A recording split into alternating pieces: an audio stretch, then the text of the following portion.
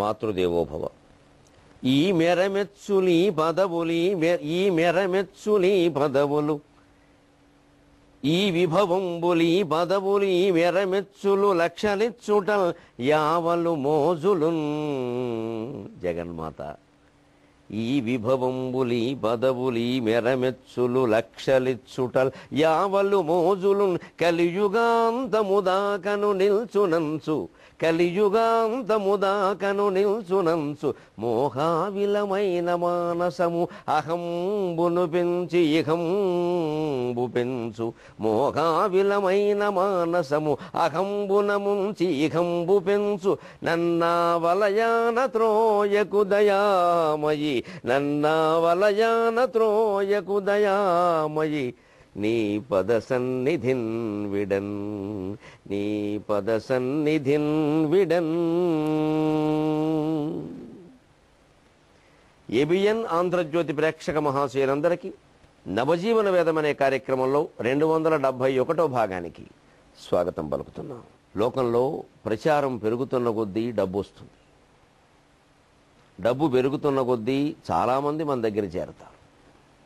చాలామంది చేరుతున్న కొద్దీ వారి అవసరాలు మనం తీరుస్తున్న కొద్దీ మనకింకా సన్మానాలు చేస్తారు. సన్మానాలు చేస్తున్న కొద్దీ గర్వం పెరుగుతుంది. గర్వము అనేక వాంఛలు, కీర్తి కాంతా కనక వాంఛలు పెరుగుతున్న కొద్దీ ఇక మునిగిపోతాం ఈ ఊబిలో, ఈ మురికి కోపంలో. దీనికి అంతూ దరి లేదు. పైగా కామవాంఛలకి ఒక వయస్సులో చుక్కబెట్టే అవకాశం ఉంది, ఓపికలు లేవు కాబట్టి.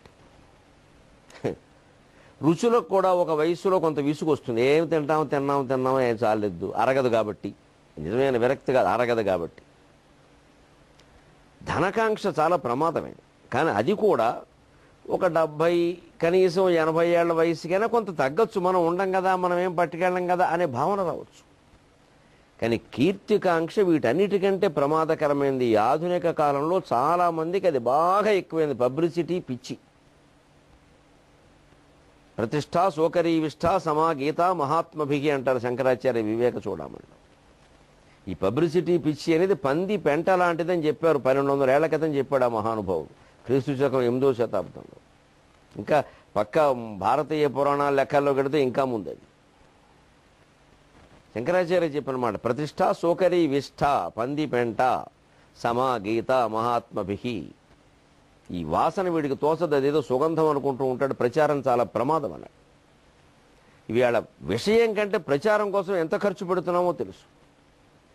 అందుకే అందరము ఇంచుమించు ఆ ప్రచార వ్యామోహంలో ఉన్నాం. పైగా మాలాంటి వాళ్ళకి వద్దన్నా ప్రచారం వస్తుంది కాబట్టి నేను అమ్మవారిని కోరుతున్నా, అమ్మ ఈ విభవంబులు ఈ పదవులు ఈ మెరమెచ్చులు లక్షలిచ్చుటల్ యావలు మోజులు కలియుగాంతముదాకను నిల్చునంచు మోహావిలమైన మానసము అహంబున ముంచి ఇహంబు పెంచు. నన్ను అహంకారంలో ముంచి ఇహలోక సౌఖ్యాల మీద, ఇహలోక భోగాల మీద, ఇహలోకంలో ఉండే కీర్తి ప్రతిష్టల మీద, పేరు కోసం పాకులాడడం మీద నా కోరికను పెంచి నన్ను ముంచకమ్మా దయచేసి. ఈ విభవంబులు ఈ పదవులు ఈ మెరమెచ్చులు లక్షలిచ్చుటల్ యావలు మోజులు కలియుగాంతముదాకను నిల్చునంచు మోహావిలమైన మానసము అహంబున ముంచి ఇహంబు పెంచు. నన్నా వలయాన త్రోయకు దయామయి నన్నా వలయాన త్రోయకు దయామయి నీ పద సన్నిధిన్ విడన్ నీ పద సన్నిధిన్ విడన్. నిధి చాలా సుఖమా రాముని సన్నిధి చాలా సుఖమా. నవజీవితం వేదం కావాలి, అది పరిమళించాలి, అది పవిత్రంగా ఉండాలి. ఆత్మవిశ్వాసాన్ని పరమాత్మ విశ్వాసాన్ని పెంచాలి అంటే నిధి కంటే రాముని సన్నిధి చాలా సుఖమని మనం గమనించాలి. అది చెప్పడానికి భగవంతుడు 18వ అధ్యాయంలో మోక్ష సన్యాస యోగంలో అర్జున ఎటువంటి పనులు చేయాలి, పని ఎలా చేయాలి అంటే మనిషి ఏ పనులు చేయాలో చాలా చెప్పుకున్నామయ్యా. ఎలా చేయాలి? యస్య నాకంకృతో భావో బుద్ధిర్యస్య నలిప్యతే హత్వాపి సైమాన్ లోకాన్ నాయం హంతి నహంతి న నిబధ్యతే యస్య నాకంకృతో భావో.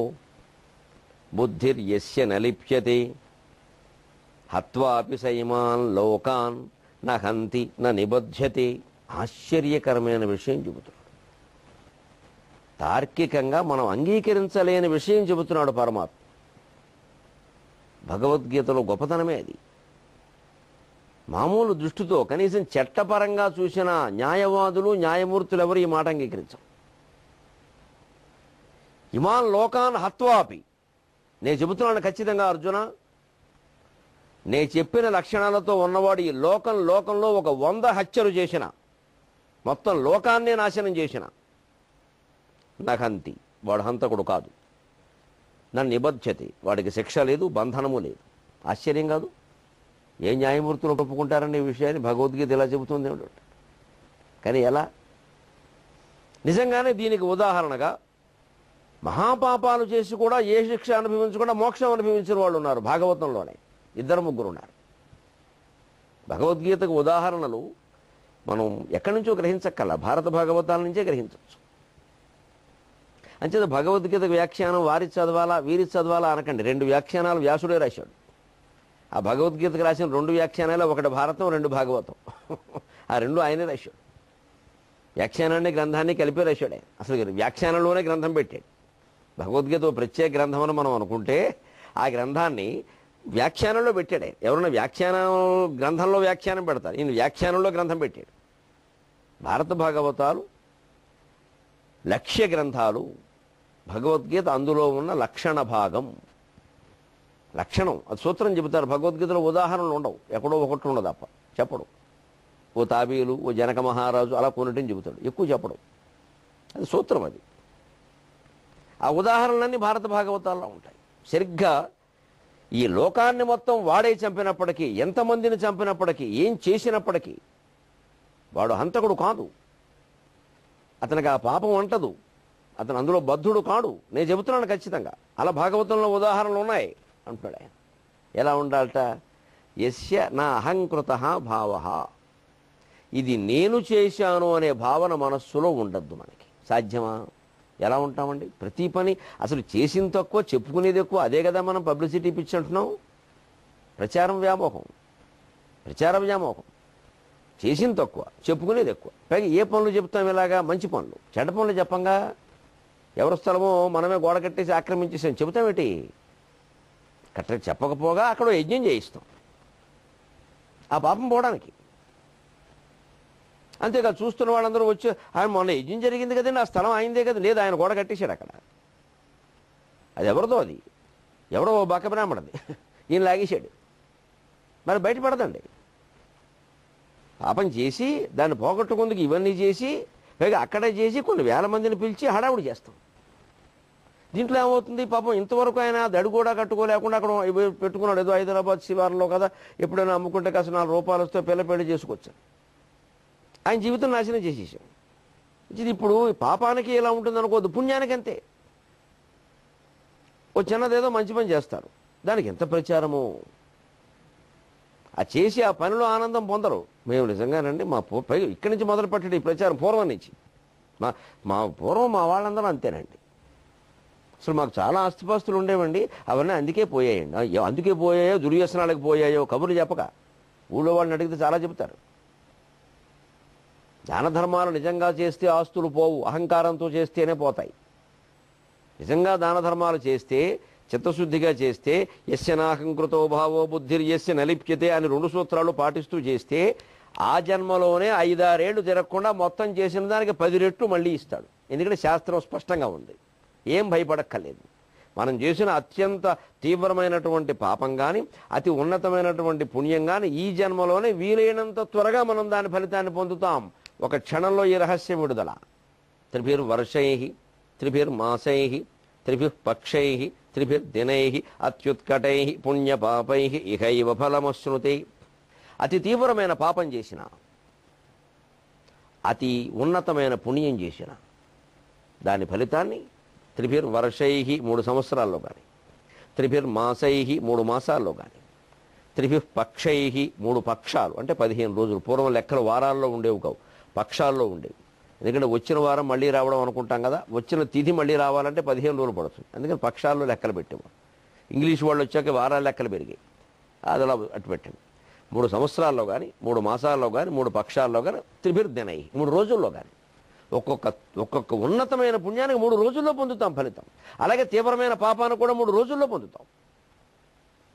ఇది మనకి శాస్త్రం కల్పిస్తున్న ధైర్యం. అంటే నిజంగా దాన ధర్మాల కోసమే మనం ఆస్తులు పోగొట్టుకుంటే అది మన తరంలోనే లేదా మన అబ్బాయిలకైనా వచ్చేస్తుంది వెంటనే. వాళ్ళు ఏదో చిన్న వ్యాపారం చేస్తారు, పాపం బ్రహ్మాండం కలిసి వస్తుంది. ఎందుకంటే తల్లిదండ్రులు చేసిన పుణ్యం ఎక్కడికి పోదు. తరతరాలు పాపం వెన్నాడినట్టే పుణ్యము వెన్నాడుతుంది. అందుకు తేడా ఏం లేదండి, కుడి ఎడమ తేడా తప్పితే. కాకపోతే ఆ చేసేదంటూ నా అహంకృత భావ అది గమనించండి దయచేసి. నేను చేశాననే భావం ఉండద్దు, ఎవరికి చెప్పొద్దు ఆ విషయాన్ని. దానంతా అది బయటపడి ప్రచారం అయితే వేరే విషయం. ఎవరో మన దగ్గర కదుపుతారు, అవునండి ఎందుకు చేయాలనిపించి చేశాను చాలు. ఇంక దాని గురించి మళ్ళీ డబ్బా అవుద్ది ఇక్కడ, అంతేకాదు. బుద్ధిర్యస్య నలిప్యతే, దాంట్లో బుద్ధిని ముంచేయద్దు. అది అహంబున ముంచి ఇహంబు పెంచు అని నేను చేసిన అమ్మవారి ప్రార్థనలో ఉద్దేశం అది. ఈ విభవాలు, ఈ లక్షలు ఇవ్వడాలు, నేనిచ్చిన పోనీ నాకు ఇచ్చిన ఏదేనానమ్మా, ఎవరో నాకు ఇచ్చి నువ్వు చెప్పుకుంటూ ఆయన 10 లక్షలు ఇచ్చి నాకు సన్మానం చేశారండి, ఇది గొప్పగా నాకు అంత విలువ ఉందని మనం చెప్పడమే కదా. అంత విలువ ఉండి ఇచ్చుంటే ఆయన చెప్పుకోవాలిగా నేను ఇచ్చానని. ఆయన చెప్పడు, ట్యాక్స్ భయం ఆయనకి, నీవు ఎక్కడి నుంచి ఇచ్చామంటారు. ఇలా ఇవన్నీ ఇవి కలియుగాంతము దాకా నిల్చోనొచ్చు. శాశ్వతం మాట ఎట్టు పెట్టామో యుగాంతం వరకు ఉంటాయని, కానీ ఇందులో కొట్టుకుపోతున్నాం మనం. ఎంత తప్పిది, ఎంత పిచ్చిది. అంచేత ఇవన్నీ అహంకారాన్ని పెంచేసి ఇహంలో నన్ను ముంచేస్తాయమ్మా. పైగా అహంకారంలో ముంచి ఇహలోక సౌఖ్యాల మీద వాంఛల్ని, ఈ లౌకికాన్ని పెంచేస్తాయమ్మా. నన్న వలయాన త్రోయకు దయామయి నీ పద సన్నిధిని వేయడం. ఈ విషవలయంలోకి నన్ను తొయ్యకమ్మాయి ధన కనక వస్తు వాహన వాంఛలు. ఈ ప్రచారం పిచ్చి. నాకు వాడెవడకో నాకంటే ఎక్కువ ప్రచారం వచ్చింది కాబట్టి నాకు ఇంకా రావాలి, నేను ఇంకా ఎక్కువ మందిని పెట్టుకోవాలి, ఇంకా నా సభలకు ఇంకా ఎక్కువ మంది హాజరవ్వాలి, లేకపోతే నేను చేసే పని ఎక్కువ మంది మెచ్చుకోవాలి, నాకు ఇంకా రాష్ట్ర స్థాయిలో కాదు జాతీయ స్థాయిలో కాదు ప్రపంచ స్థాయిలో బహుమతులు రావాలి, నా పేరు మోగిపోవాలి, అసలు ఈ రంగంలో నేను ఒక్కడే ఉండాలి. ఇది ఎంత స్వార్థం అండి. ఏ రంగంలోనైనా అది వ్యాపారం, వృత్తి, వ్యవసాయం ఏదైనా కోరుకోండి. వ్యవసాయం సరే పాపం చాలా ఇబ్బందుల్లో ఉన్నారు వాళ్ళు, పాపం అలా పోటీలు పడ్డన్నా బతికితే చాలే అనుకుంటున్నారు వాళ్ళు. కానీ మిగిలిన రంగాలు మీరు గమనించండి. ఒక చిన్న పిల్లకి సంగీతం నేర్పితే ఆ పిల్ల కాస్త ఎవరైనా పెద్దవాళ్ళు ఉండే చోట 4 గుళ్ళల్లో 4 పాటలు పాడితే ఇంకా తల్లిదండ్రులు కానీ ఆ పిల్లగానికి మా అమ్మాయేనండి ఇంకెవరు చాలామంది అంటున్నారు నా మాట, మా అమ్మాయి పాడినట్టు ఎవరూ పాడలేరండి అని వీళ్ళే చెప్పేస్తున్నారు. ఇంకొంతకాలం వేసరికి మా అమ్మాయే ఉండాలి, ఇంకా రంగంలో ఇంకెవరు ఉండద్దు. ఇంకా అక్కడి నుంచి పద్మశ్రీలు పద్మభూషణలు, ఇంక ప్రయత్నాలు, దానికోసం రాజకీయ నాయకులు. ఇంత పిచ్చి కదా.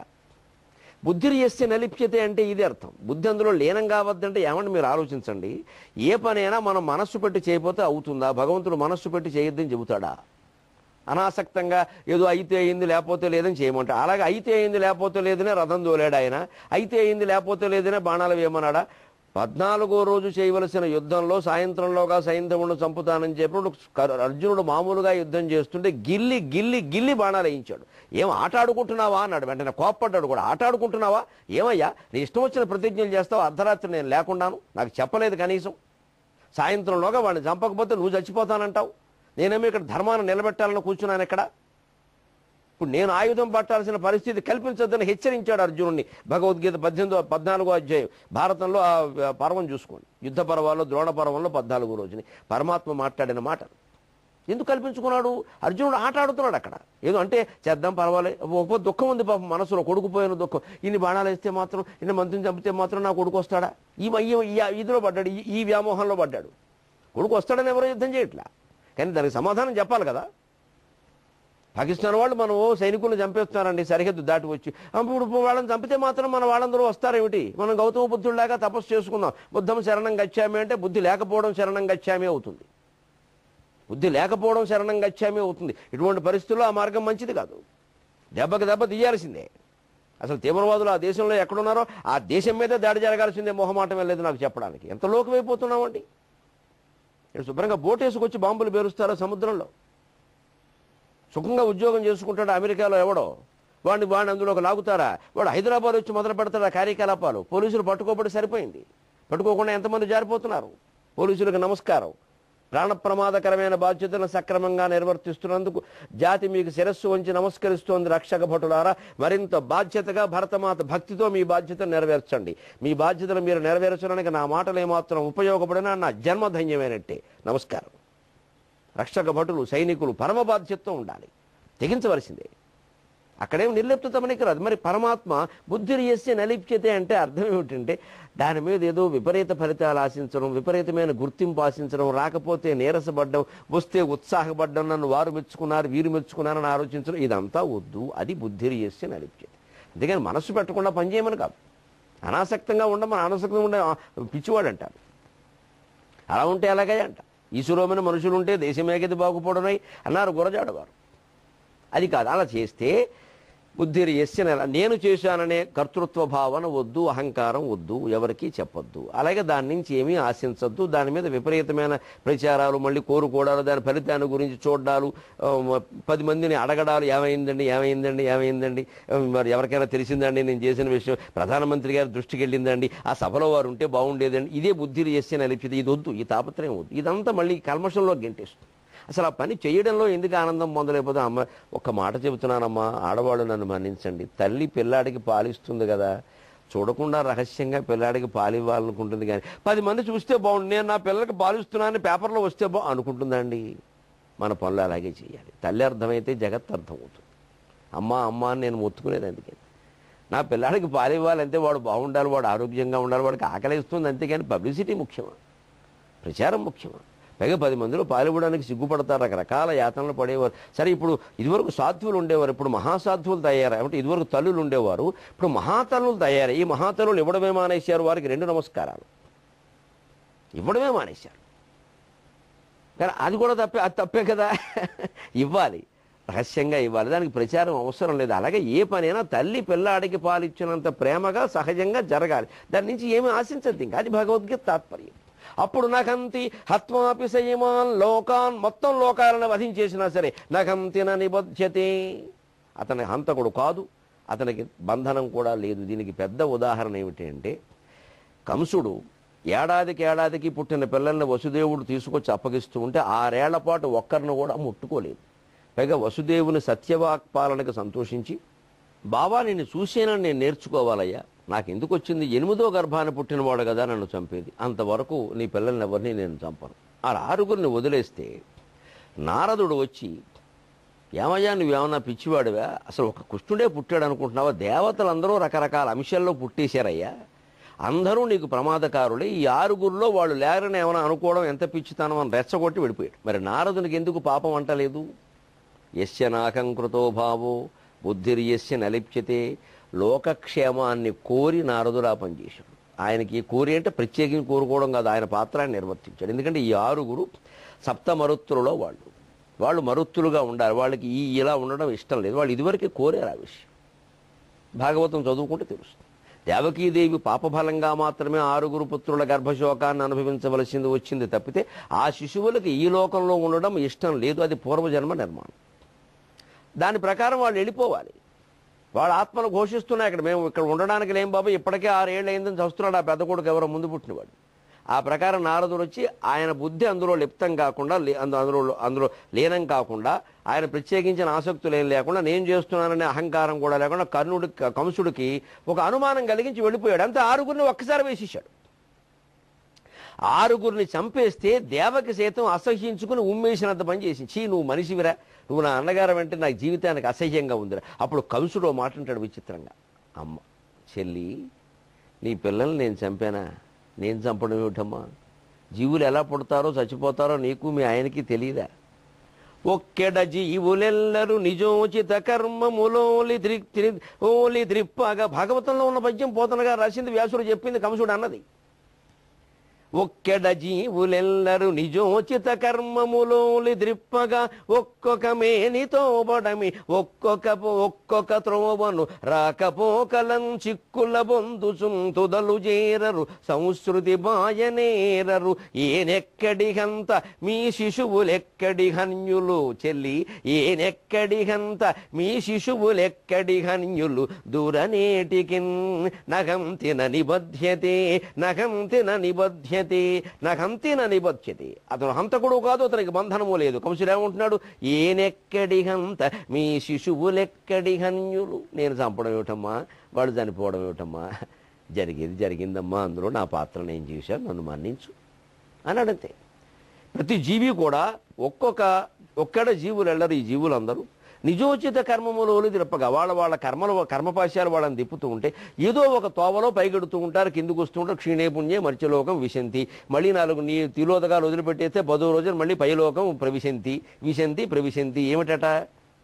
ఇలా పుడుతూ ఉంటారు, పోతూ ఉంటారమ్మా. ఇందులో నా కర్తవ్యం ఏదో, నాకు ఈ క్షణంలో కలిగిన నిర్ణయం ప్రకారం నేను చేయవలసింది ఏదో, చేయాలనుకున్నది ఏదో నేను చేశాను, అంతేగాని మీరు నన్ను తిట్టాల్సిన పని లేదు. ఇలా ఇంతమందిని చంపిన కంసుడు ఆ పాపానికి కర్త కాకపోగా మోక్షం పొందాడు. ఎందుకంటే అతనికి నేను చేస్తున్నానే భావన లేదు. ఉంటే ఈ పద్యం మాట్లాడ్డ కంసుడు నా ఇష్టం అనేవాడు, నేను అలా చంపుతా అనేవాడు. రావణాసురుడు అలాగే మాట్లాడాడు. మరి కంసుడి దగ్గరికి వచ్చేసరికి ఎందుకు పోయింది అది? ఇది తేడా. అంచేతన అహంకార భావన లేకుండా, బుద్ధినందులో విపరీతంగా ఊరికే విపరీతమైన ఆసక్తులు పెంచుకోకుండా అహంకార మమకార రహితంగా పనిచేసిన వాడే ఆంజనేయ స్వామి. కాబట్టి ఆయన యందు రామానుగ్రహం ప్రసరించింది. కాబట్టే రామదాస్ అంటున్నాడు, కోతికి శక్యమా అసుర కోటుల గెల్వగా దశరథి, కోతికి శక్యమా అసుర కోటుల గెల్వగా గెలిచెబో, నిజంబాతని మేన సీతకరుడౌటదవానలుడెట్టి వింత, నిజంబు ఆతని మేన సీతకరుడౌటదవానలుడెట్టి వింత, మా సీత పతివ్రత మహిమ సేవకు భాగ్యము, మా సీత పతివ్రత మహిమ సేవకు భాగ్యము, మీ కటాక్షముంధాతకు శక్యమా పొగడ, మీ కటాక్షముంధాతకు శక్యమా పొగడ, దశరథి కరుణాపయోనిధి, దశరథి కరుణాపయోనిధి. కోతికి శక్యమా అసురకోటుల గెల్వగా. ఎంత సాహసం చేశాడయ్యా ఆంజనేయ స్వామి. లేదా కోతి ఏమిటి, కొన్ని లక్షల మంది రాక్షసుల్ని గెలవడం ఏమిటి, ఒక్క పూటలో 500 మందినా. అందులో అక్షయ కుమారుడు వధ ఎంత కష్టం, దేవేంద్రుడికి సాధ్యం కాలేదు. అటువంటిది ఆంజనేయుడు ఒక్క దెబ్బలో కొట్టిపారేశాడు అక్షయుణ్ణి. రావణాసురుడికి క్షయరోగం వచ్చేలా చేశాడు అక్షయుణ్ణి చంపి.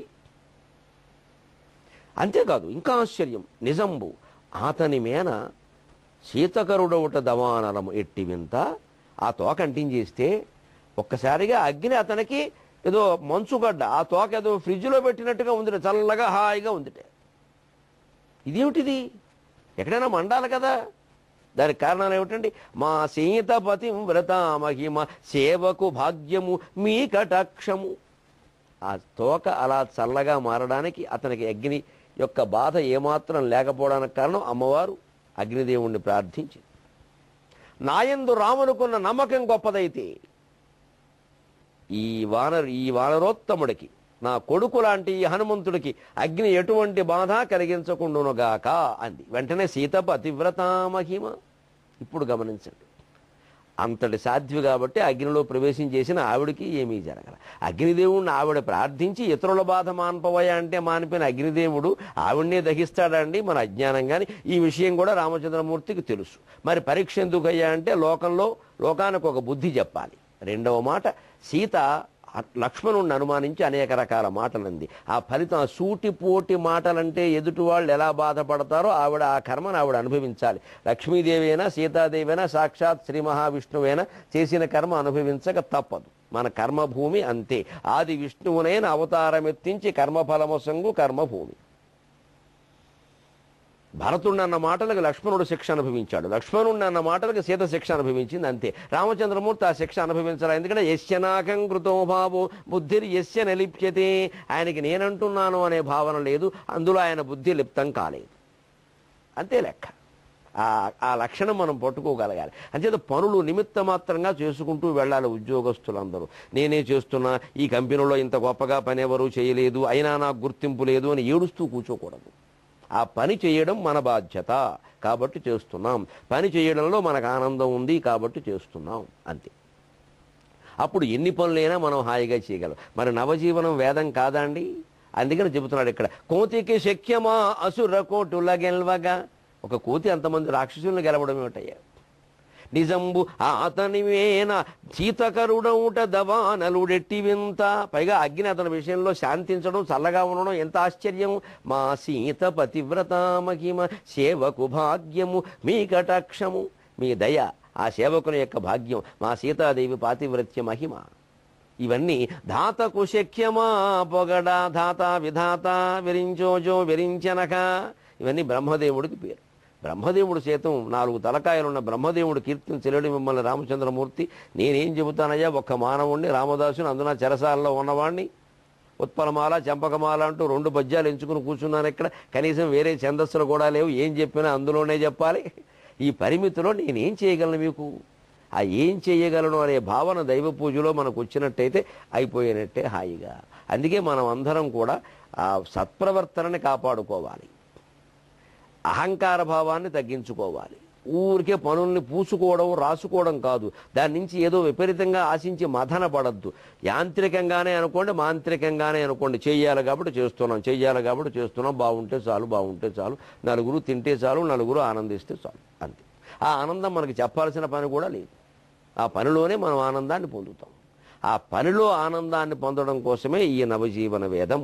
మళ్ళీ 23:30 గంటల్లో మనం కలుద్దాం. అంతవరకు ఇంత ఆనందాన్ని మనకు అందిస్తూ ఉన్న తెలుగు భాషలో మనం మాట్లాడాం.